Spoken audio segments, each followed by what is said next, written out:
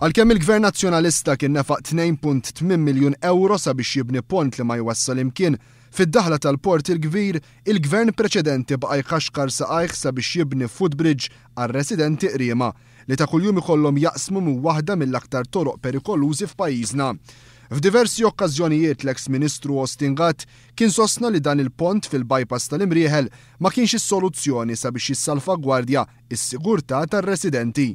L-unika soluzzjoni li sab il-Gvern Nazzjonalista kienet xibka twila ta' ħadid f'nofs din il-bypass, xibka li għalqet f'gaġġa lil dawk il-qriema illi jgħixu fiż-żona residenzjali tal-blat. L-unika skuża li ġab l-eks Ministru Austin Gatt kienet dik li 42 persuna biss jaqsmu minn din it-triq.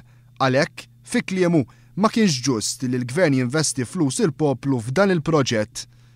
Però għalkemm il-Partit Nazzjonalista kien attakka bl-aħrax il-proposta tal-Partit Laburista li jibni dan il-pont jekk ikun fil-Gvern, illum li għaddit l-elezzjoni, id-deputat George Pulicino bdiet taħarqu qalbu għal dawk ir-residenti qriema. Fil-ħin tal-mistoqsijiet parlamentari, il-membru parlamentari nazzjonalista George Pulicino staqsel il-Ministru Joe Mizzi meta kien beħsiebu jibda dan il-proġett ta' dan il-footbridge.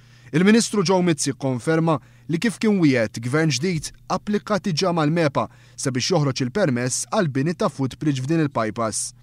Mizzi konferma wkoll li l-Gvern ġdid ser jagħti priorità lis-sigurtà tar-residenti li jgħixu fiż-żona tal-blat.